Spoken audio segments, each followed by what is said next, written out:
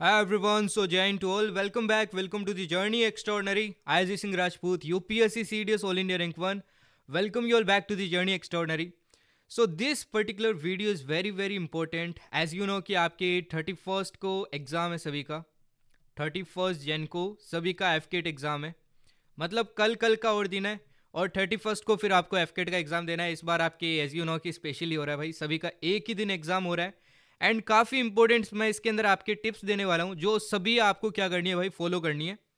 Late me tell you, अभी तक आपने जितनी भी क्लासेस देखी है, आई विल से कि अगर आपने ये वाली पर्टिकुलर वीडियो जो मैं छोटी सी बनाऊंगा, ज़्यादा बड़ी नहीं बनाऊंगा, ये नहीं देखी है तो आप काफ़ी सारे मार्क्स गवा दोगे.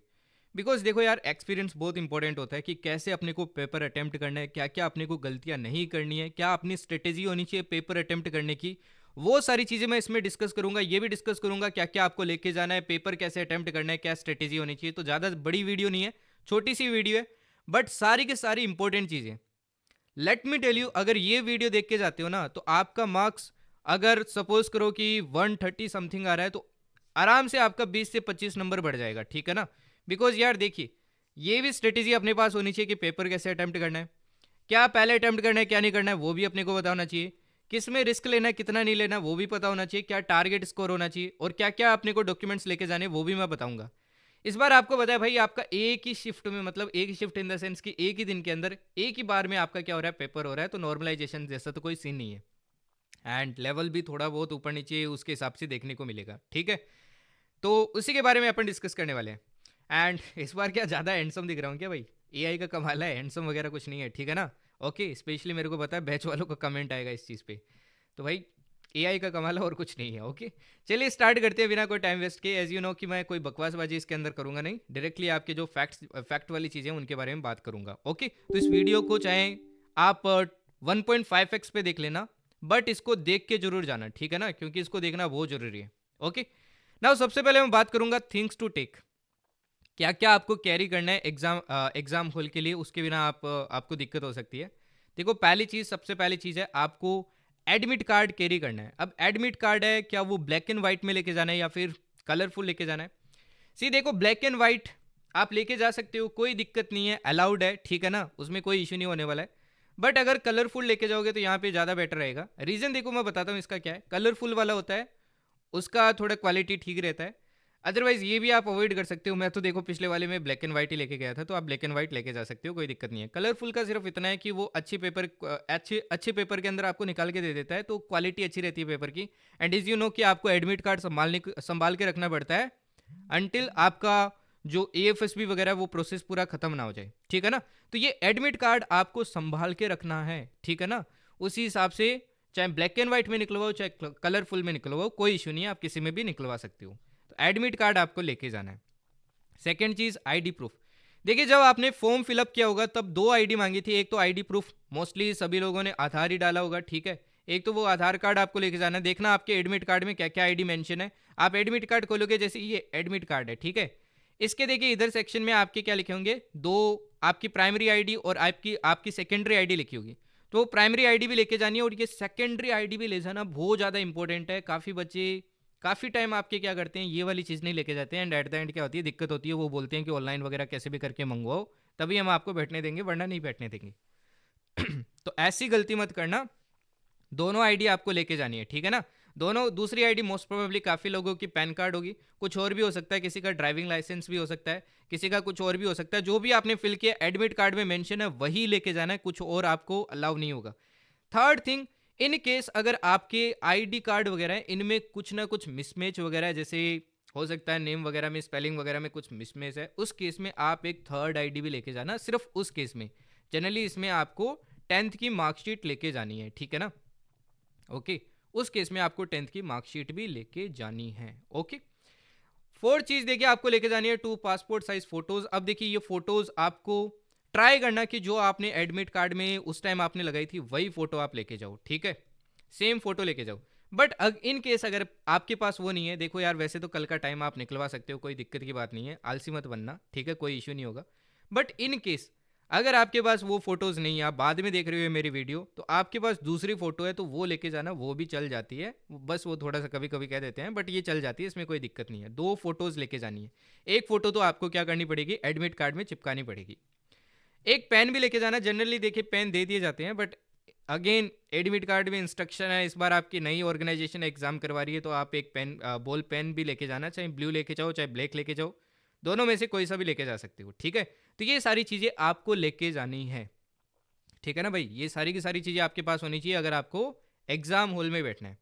नाउ थर्ड थिंग, कुछ और चीज़ें हैं जो आपको अवॉइड करनी है। एक तो देखिए क्लोथिंग की बात करूं, क्लोथिंग में देखिए आप, एक तो शूज़ आपके अलाउड नहीं है, क्लियरली मेंशन्ड है, ठीक है। शूज़ देखो आप पहन के जा सकते हो, बट वहाँ पे क्या करेंगे, आपसे बाहर खुलवा लिए जाते हैं, तो कोई इशू नहीं है।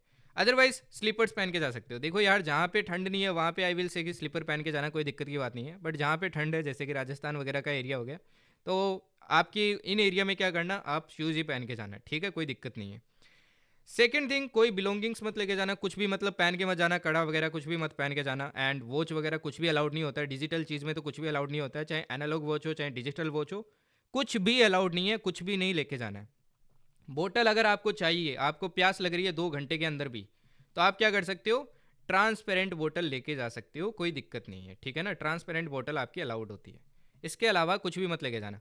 अच्छा, क्लोथिंग के अंदर आपके जो टी शर्ट वगैरह जो भी आप पहन के जा रहे हो, उनमें ध्यान रखना बड़े बड़े बटन नहीं होने चाहिए, तो बड़े बटन वाले कपड़े भी आप अवॉइड करना, ठीक है ना। अगेन इश्यू हो जाते हैं, देखिए काफ़ी बार ऐसा होता है, बच्चे शर्ट वगैरह पहन के चले जाते हैं और वो खुलवा लेते हैं, एंड ठंड काफ़ी लगती है यार फिर, ठीक है ना, तो ऐसी गलती मत करना। ओके, तो ये चीज़ को भी अवॉइड करना। गले वगैरह में भी भगवान वगैरह का कुछ पहन के मत जाना, वो खुलवा लेते हैं वहाँ पे। अदरवाइज़ कभी किसी किसी का टाइट होता है तो उसको फिर तोड़ना ही पड़ता है, तो ऐसी दिक्कत वहाँ पे ना हो, उससे पहले ही करके चले जाना उस चीज़ का इलाज। तो ये सारी चीज़ें आपको लेके जानी है। तो अगेन मैं रिकॉल करवा देता हूँ, एडमिट कार्ड, आईडी प्रूफ लेके जानी है, दोनों प्राइमरी एंड सेकेंडरी, ठीक है। दो आपको पासपोर्ट साइज क्या लेके जानी है, फोटो लेके जानी है। नाउ देखिए, अब एडमिट कार्ड में भी काफ़ी सारे आपके डाउट्स होते हैं कि एडमिट कार्ड में क्या थंब इंप्रेशन लगा के जाना है। देखिए थंब इंप्रेशन ध्यान रखना, बॉयज़ को तो जनरली लेफ्ट लगाना होता है, ठीक है, उसमें लिखा होगा, एक बार देख लेना, आई थिंक लेफ्ट ही लिखा है।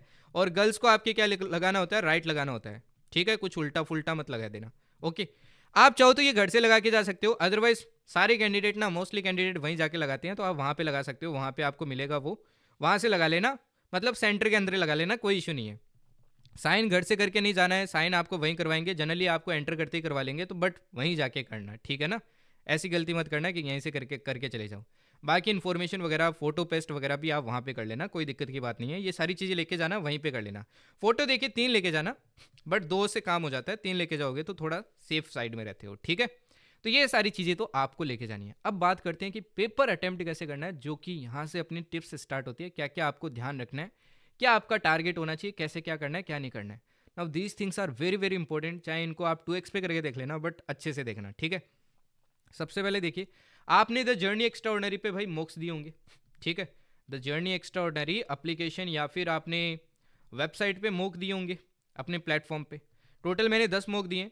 अगर आपने नहीं दिए तो भाई एक काम जरूर करना, मैंने अभी आपका 10th मॉक अपलोड किया, वो जरूर देखे जाना, और कुछ देखे जाते हो नहीं देखे जाते हो, ये वाला जरूर देखे जाना। अगर आप इसको देख रहे हो आज के दिन, आज के दिन मतलब अगर आप इसको देख रहे हो 29 को, 29 या फिर 30th के 12 PM से पहले देख रहे हो तब तो देना, अदरवाइज मत देना, ठीक है, इग्नोर करना उस केस में।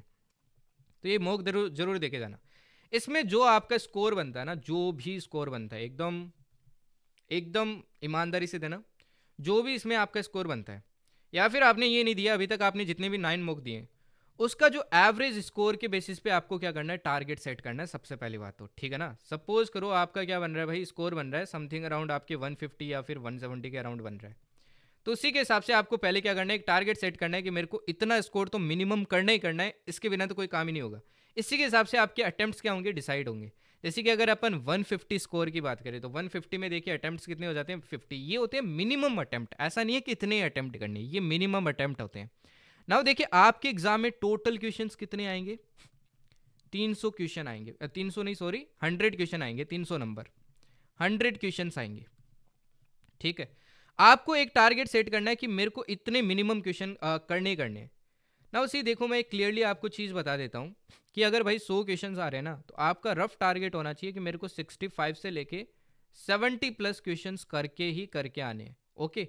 और इससे भी अगर कम जा रहे हो, आपकी काफ़ी ख़राब प्रिपरेशन है, उस केस में आपको ये टारगेट लेके चलना है कि मिनिमम इतना तो करना ही करना, उसके बिना तो भाई समझ लो कि पेपर गया, ठीक है ना। ना देखिए, अपने को नहीं पता है इस बार कट ऑफ कितना जाएगा, वो तो पेपर पे डिपेंड करेगा ना, पेपर कैसा देते हैं इस बार। देखो एक ही शिफ्ट है तो डिपेंड करेगा कि वो लेवल अप करते हैं, लेवल डाउन करते हैं, कैसा करते हैं, क्या नहीं करते हैं, कुछ चेंजेस करते हैं। मैथ्स में सिलेबस चेंज हुआ है, कैसे बच्चे उसको अटेम्प्ट करते हैं, कैसे नहीं करते हैं, उन सब पे डिपेंड करेगा। तो पहले से अगर कोई भी प्रेडिक्ट कर रहा है ना teacher, I will say just unfollow him. ऐसा नहीं हो सकता यार, पहले से प्रेडिक्ट नहीं कर सकते कि कितना आपका वहाँ पे कट ऑफ जाएगा, कितना नहीं जाएगा। तो सेकंड मैं यही एडवाइस दूंगा आपको कि भाई ये जो 65 टू 70 है ना, ये जो मैंने बताया, ये जनरली पिछले अभी तक जितने एफकेट हुए उसके बेसिस पे बताऊं। अब सपोज करो पेपर आ जाए टफ, टफ आ जाए तो उस केस में अटेम्प्ट सोच समझ के करना, स्लाइटली थोड़ी कम कर देना, और ईजी आ जाए तो भाई अटेम्प्ट बढ़ा देना। बिकॉज बहुत सिंपल सा रीजन है भाई, ईजी पेपर आया, कट ऑफ ऊपर जाएगी, ऊपर जाएगी तो आपको अटेम्प्ट भी तो ज़्यादा करने पड़ेंगे, वरना आप कट ऑफ के आसपास ही नहीं पहुंच पाओगे। अगर आप 50 से करके गए, मान लो 160 कट ऑफ गई और आप 50 से करके गए, तो कोई सेंस नहीं बनता ना। हालांकि कट ऑफ इनका 150 से कम ही रहता है, ठीक है। और टफ आ गया तो उस केस में अपन ज़्यादा अटेम्प्ट के चक्कर में क्या करते हैं, गलत लगा देते हैं, और एट द एंड क्या होते हैं, क्लियर नहीं होता पेपर। तो एक टारगेट सेट करो कि मेरे को इतना करके ही आना है। सबका अपना अपना होगा, क्योंकि सबका अपना अपना लेवल है। कोई बच्चा बहुत अच्छा होगा एफकेट के अंदर, जो आपकी मान लो 200 प्लस हर बार स्कोर कर रहा है, उसका टारगेट समथिंग अराउंड 80 टू 90 होगा। कोई बहुत वीक होगा तो उसका टारगेट होगा 60 टू 70। तो ये हर एक बच्चे का अपना अपना होगा। इसको सबसे पहले आज रात ही क्लियर करो कि मेरा टारगेट क्या होना चाहिए, मेरे को कितने क्वेश्चंस करने एग्जाम के अंदर, मिनिमम मिनिमम है ये, मतलब इससे तो कम करके आने ही नहीं है मेरे को, इससे ज़्यादा ही करके आने हैं, ठीक है ना। तो ये सबसे पहले सेट करो। नाउ सेकेंड मोस्ट इंपॉर्टेंट चीज़ आती है priority setting. This is very very important. इसके बिना तो भाई पेपर अटेम्प्ट करना है, ऐसे समझ लो कि बिना स्ट्रेटेजी के वॉर लड़ना है, ठीक है ना। बिना स्ट्रेटेजी के वॉर लड़ने जैसा है। ओके, नाउ देखिए, आपको पता है भाई टोटल 4 सब्जेक्ट है। एक आपकी कौन सी भाई, जीके, ओके। दूसरी आपकी कौन सी, दूसरी है इंग्लिश। तीसरी आपकी कौन सी है, रीजनिंग। एंड चौथी आपकी कौन सी है, मैथ्स। 4 सब्जेक्ट है। अगर इसके क्वेश्चंस की बात करूँ 25 क्वेश्चन है, इसके क्वेश्चंस की बात करूँ तो आपके 30 क्वेश्चंस है, इसके क्वेश्चन की बात करूँ 25 है, इसके क्वेश्चंस की बात करूँ तो 20 क्वेश्चन है। ये आपका जनरली अभी तक का यही सिनेरियो रहा है। इस बार पता नहीं मैथ्स में ज़्यादा चैप्टर इंक्लूड हुए तो हो सकता है थोड़ा यहाँ इंक्रीज कर दे, यहाँ डिक्रीज कर दे, वो तो एग्जाम देंगे तब पता चलेगा अपने को, ठीक है। बाकी ये सिनेरियो रहता है। अब कुछ भी रहे, अपना देखो सबसे पहले प्रायोरिटी सेट करना है कि मेरे को पेपर में अटेम्प्ट क्या करना है। पेपर में देखिए जनरली आपके सेक्शंस मेंशन नहीं होते हैं, तो आपको क्वेश्चन के बेसिस पे ध्यान रखना है।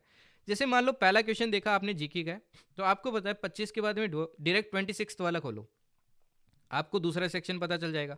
मान लो वो मैथ्स आ गया, तो फिर 45 46 खोल के देखो, आपको तीसरा सेक्शन पता चल जाएगा। तो सेक्शन पता कर लेना सबसे पहले जल्दी जल्दी, ओके। अदरवाइज स्टार्टिंग में इंस्ट्रक्शंस में भी थोड़ा मेंशन रहता है जब आप डिटेल्स वगैरह फिल करते हो।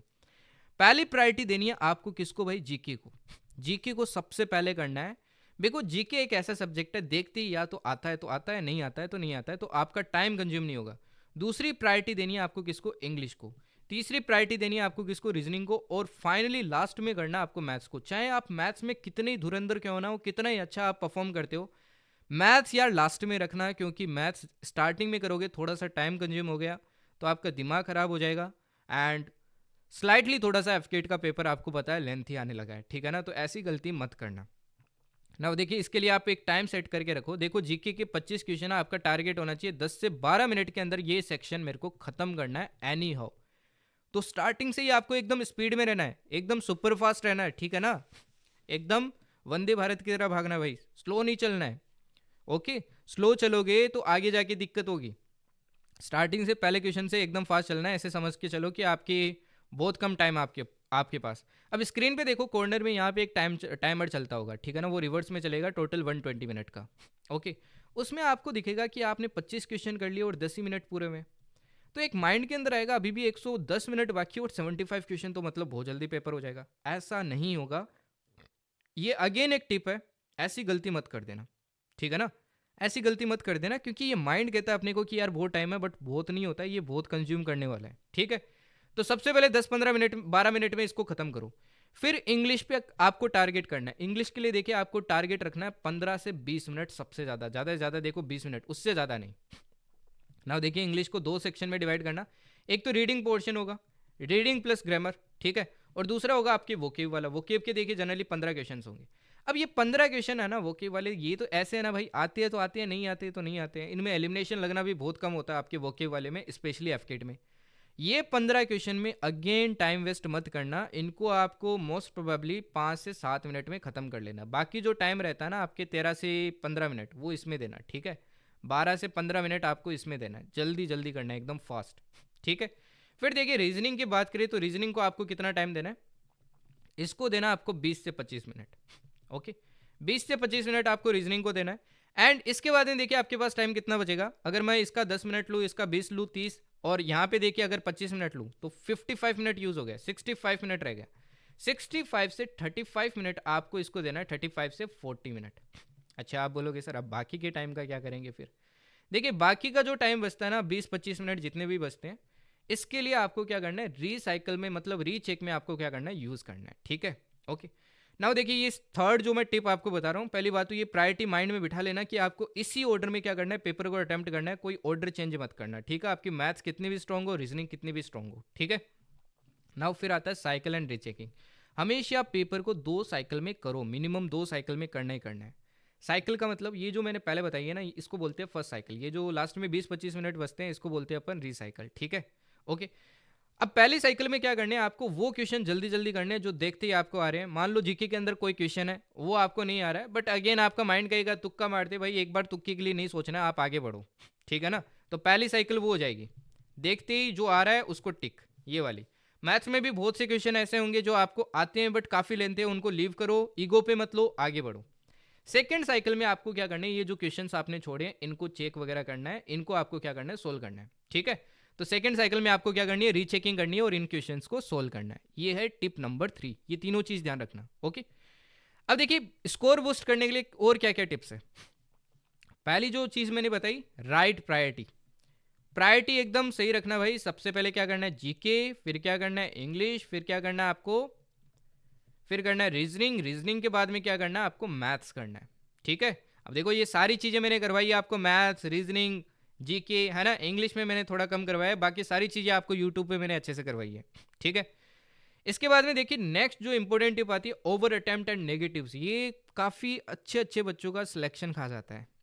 And let me tell you, बहुत से बच्चे ना उनके माइंड में एक चीज़ बिठाई जाती है, स्पेशली लड़के जो है वो करते हैं ऐसी मिस्टेक, क्योंकि गर्ल्स का तो देखिए यार थोड़ा सा इशू रहता है, बट बॉयज़ का भी ये रहता है कि भाई अगर कट ऑफ सपोज करो 121 नंबर आ रहे हैं, वो सोचते हैं कि अगर मेरे 130 नंबर तक आ रहे हैं तो मैं तो मेरिट आउट ही हो जाऊंगा, I will get merit out.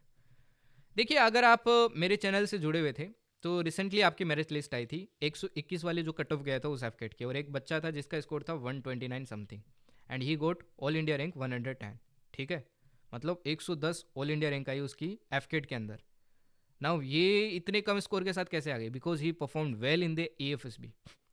सो यार ये माइंड में मत लेके चलो कि मेरे को बहुत ज़्यादा स्कोर करना है, 200 प्लस करना है। एक ही माइंड में बिठा दिया जाता है 200 प्लस स्कोर करो वरना एफकेट क्लियर नहीं होगा, 200 प्लस स्कोर करो वरना एफकेट क्लियर नहीं होगा। यार ये पता नहीं कौन लोग बोलते हैं अभी भी। यार ये 200 प्लस ना अगर आपको ए टारगेट करनी है तब कीजिए, इस ये 200 प्लस स्कोर करने की जरूरत नहीं है अगर आपको मेरिट ही नहीं होना है, ठीक है ना। ऐसा कुछ सीन नहीं है। देखिए पहले जो 200 प्लस है ना, ये एक्चुअली पहले बात सही होती थी जब आपका एफकेट काफ़ी इजी आता था, जब कट ऑफ जाती थी 160 के अराउंड, 167 170 ऐसे कट ऑफ जाती थी। आज के टाइम पे वो आपका एफकेट नहीं रहा है, आज के टाइम पे कट ऑफ जा रही है 121 131 140 ऐसी कट ऑफ जा रही है। तो पेपर का मतलब लेवल काफ़ी बड़ा है, ठीक है ना।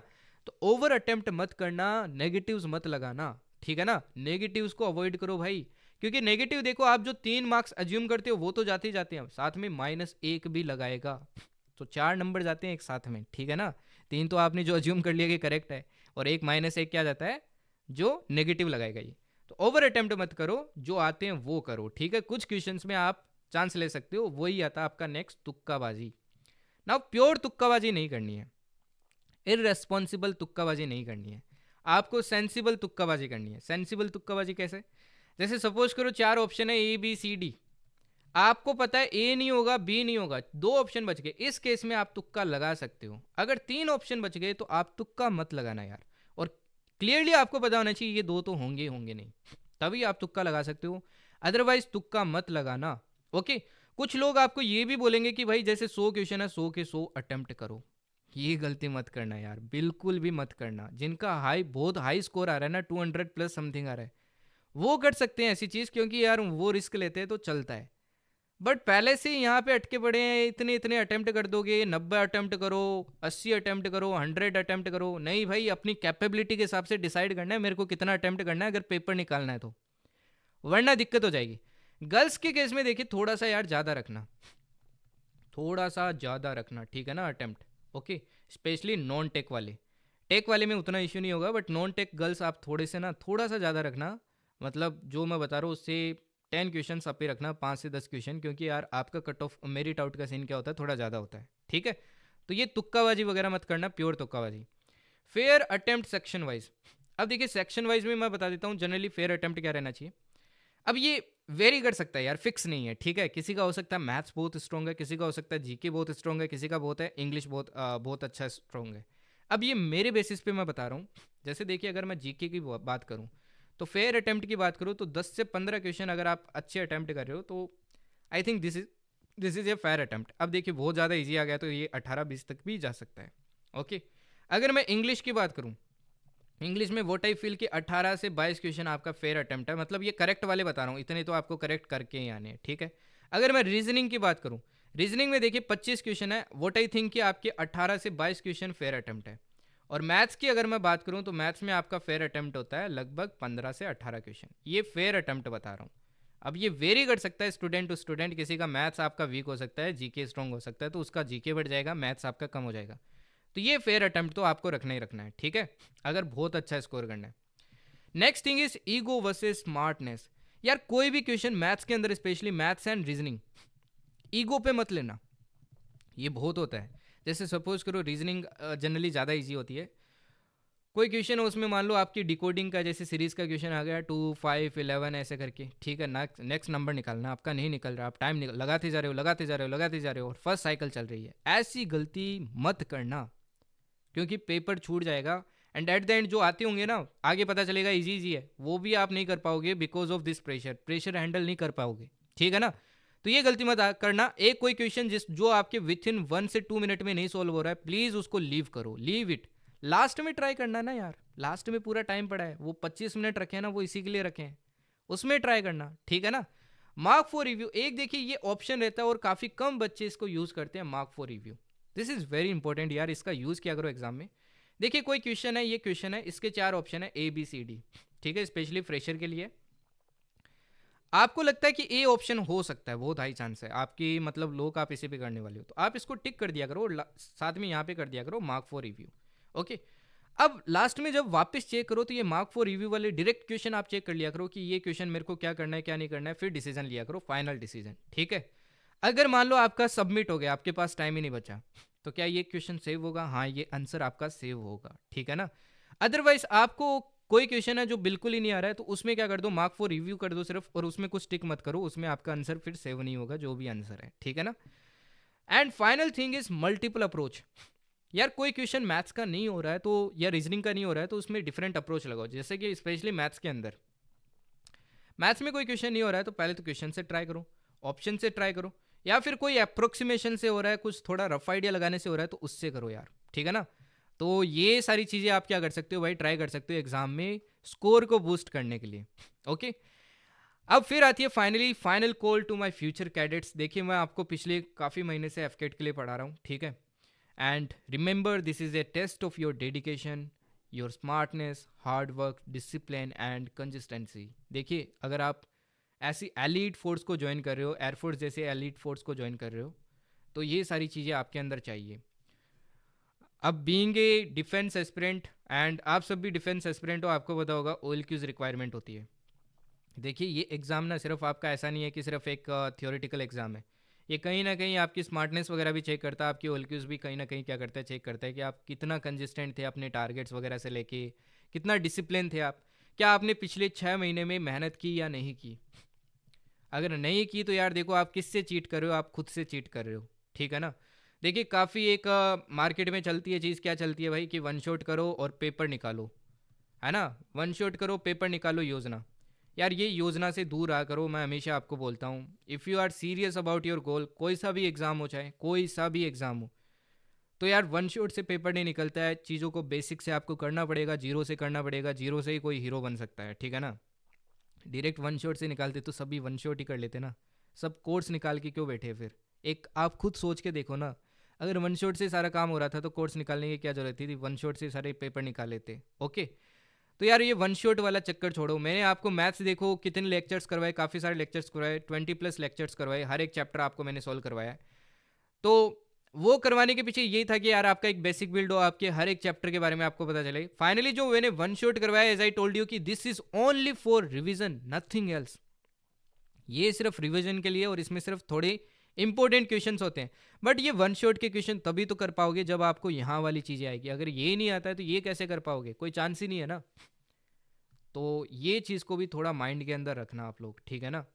ऐसा नहीं होता कि भाई डायरेक्टली आप जंप कर दिए वन शॉट पे और पेपर निकाल लोगे ना। उसी घबराना नहीं है किसी को भी, एंड एकदम कॉन्फिडेंट होके पेपर को अटेम्प्ट करना है। मैं आपको सिंपल सी बात करूंगा, अगर आपने मेरे साथ पिछले 5 महीने में, चाहे बैच में हो आप, चाहे नॉन बैच स्टूडेंट हो वाईटी के ऊपर, पिछले 5-6 महीने में अगर आपने कंसिस्टेंसी के साथ मेहनत की है, मेरे मॉक दिए आपने, आपको पेपर तो टफ नहीं लगेगा। चाहे कैसा भी पेपर आ जाए, पेपर टफ नहीं लगेगा अगर आपने मेरे मॉक दिए हैं और आपने मेरे साथ मेहनत की है। ये गारंटी है मेरी, ठीक है ना। बस आराम से कंसंट्रेशन के साथ में पेपर देना, इधर उधर मत देखना कौन क्या कर रहा है क्या नहीं करना है। आपका टारगेट आपके सामने है, मेरे को ये पेपर अटेम्प्ट करना है विद इन 120 मिनट, और बेस्ट वे से अटेम्प्ट करना है। कोई मिस्टेक नहीं करनी है, जितनी भी मैंने चीज़ें बताई है वो गलतियां मत करना, और बेस्ट वे से आपको इसको अटेम्प्ट करना है, ठीक है। तो उस हिसाब से क्या करना है, पेपर आपको अटेम्प्ट करना है। एट द एंड ये आप लोगों की जर्नी है, एंड आई ट्राइड कि मैं इसको थोड़ा और आपके एक्स्ट्रा ऑर्डनरी बना सकूँ, एंड आई ट्राइड कि मैं आपको हर एक चीज़ प्रोवाइड कर सकूँ, चाहे रीजनिंग हो, चाहे जीके हो, चाहे आपको इंग्लिश हो, चाहे आपको मैथ्स हो। हर एक चीज़ मैंने प्रोवाइड करने की कोशिश की है। चाहे मोक हो, मोक भी आपको मैंने सारे फ्री दिए थे। तो अब टाइम है यार गुरु दक्षिणा का। वो सिंपल सी बात है, पेपर को बेस्ट करके आना, बस इतनी गुरु दक्षिणा है, ठीक है ना। तो अच्छे से पेपर को अटेम्प्ट करके आना, अपने पेरेंट्स के लिए, अपने लिए। Do your best. अपॉर्चुनिटीज़ बार बार नहीं आती है, एंड जब आती है तो यार ग्रेब कर लो, बिकॉज वो वापस आएगी नहीं, चाहे कितना भी ट्राई कर लेना।